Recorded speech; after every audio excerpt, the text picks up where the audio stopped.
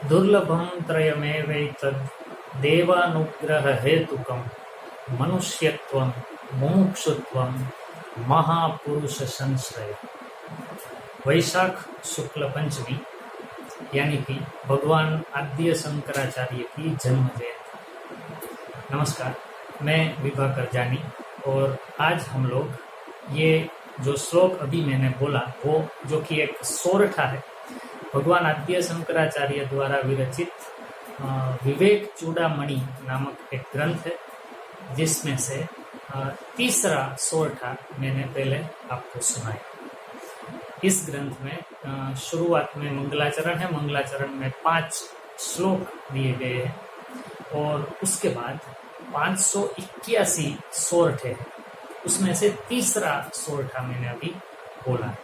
फिर से एक बार तो आपकी स्क्रीन पर भी आपको दिख रहा होगा। दुर्लभम त्रयमेवैतद् देवानुग्रह हेतुकम मनुष्यत्वम मुमुक्षुत्वम महापुरुष संश्रय।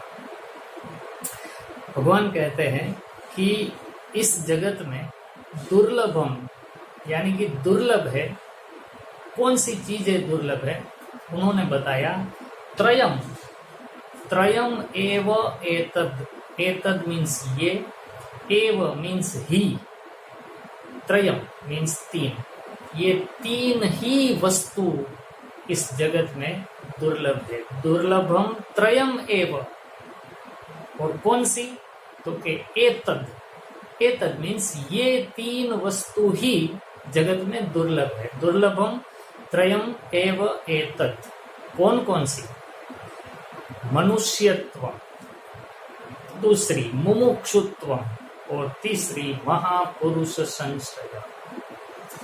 मनुष्यत्व दुर्लभ है, ये भगवान शंकराचार्य का कहा हुआ विधान है, तो हमें इसको स्वीकार के उस पर विचार करना चाहिए। पहले स्वीकारें फिर उसके बारे में सोचें। मनुष्यत्व दुर्लभ है।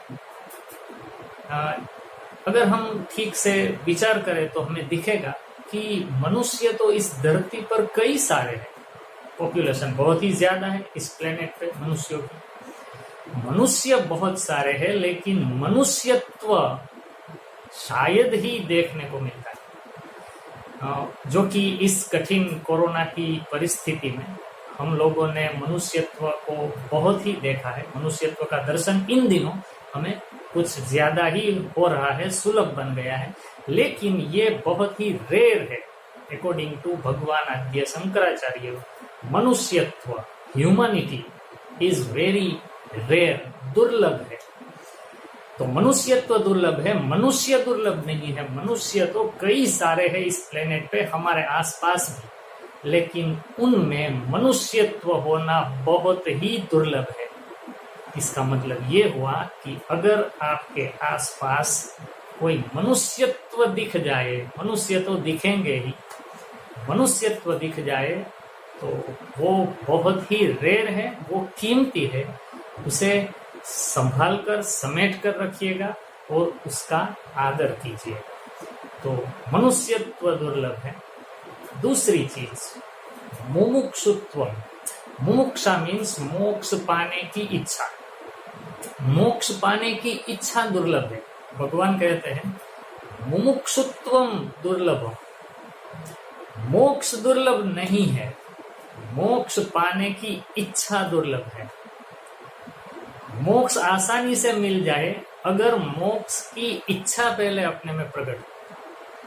इसके बारे में डिस्कस करने के लिए मैं अभी बहुत ही छोटा हूँ, मेरे पास उतना नॉलेज भी नहीं है, लेकिन संतों के पास बैठकर अगर आप भी इस बारे में सुने तो आपको समझ में आ जाएगा कि मोक्ष पाना कठिन नहीं है। कठिन है मोक्ष पाने की इच्छा को। यहाँ मोक्ष को हम लोग व्यापक अर्थ में भी लें।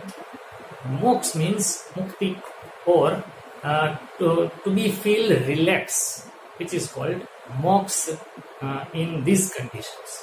अगर हम अपने आप को रिलैक्स फील कर पाए तो समझना वो मोक्ष ही है। लेकिन हमें रिलैक्स होना है, हमें तनाव में नहीं रहना है, ऐसी इच्छा होना ही बहुत दुर्लभ है। एक अर्थ में परम ज्ञान की स्थिति को भी मोक्ष कहा जाता है। सो ज्ञान प्राप्ति करने की इच्छा होना बहुत दुर्लभ है। ज्ञान मिलना दुर्लभ नहीं है, ज्ञान होना दुर्लभ नहीं है, लेकिन ज्ञान की इच्छा होना ये दुर्लभ है। तो ये दूसरी बात हुई। अब चलते हैं तीसरी बात पर, महापुरुष संश्रय। महापुरुष मीन्स अच्छे लोग, जिसको हम साधु और संत कहते हैं। ऐसा नहीं समझना कि साधु और संत का कोई यूनिफॉर्म या गणवेश, जीन्स और टी शर्ट में भी हमें साधु मिल सकते हैं। साधु मीन्स कोई भी ऐसा अच्छा व्यक्ति जो खुद को साइड में रखकर दूसरों का हित कैसे हो उसके ही बारे में सतत सोचता रहे।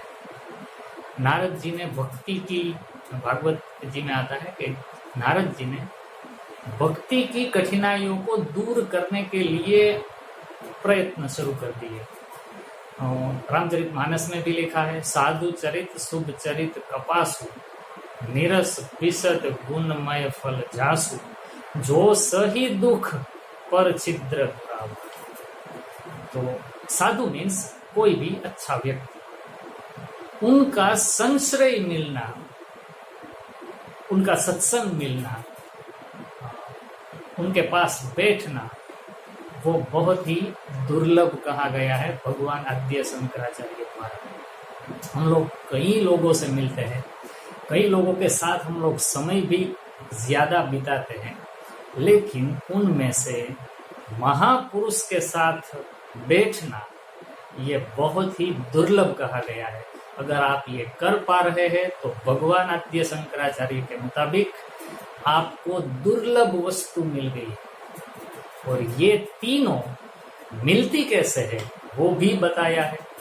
दुर्लभम त्रयमेवेतद्, कौन कौन सी, मनुष्यत्वम, मुमुक्षुत्वम और महापुरुष संश्रय। लेकिन ये मिलेंगे कैसे हमको? देवानुग्रह हेतु। अगर देव अनुग्रह करे हमारे ऊपर तभी ही हमें ये तीन वस्तु मिल सकती है। दैट मीन्स ये तीनों वस्तु जो कि दुर्लभ है वो हमारे एफर्ट से, हमारे प्रयास से हमें नहीं मिल पाएगी, वो देव के प्रसाद से ही हमें मिलेगी। तो वैसे भी सही बात है, अगर हमारे प्रयास से मिलती तो हमें थोड़ा अभिमान भी आता और हम लोग ऐसा भी मान बैठते कि ये तो आसान है, हम अपने प्रयास से पा सकते हैं। लेकिन ये दुर्लभ है, इसीलिए हमारे प्रयास इसमें कोई भी काम नहीं आएंगे।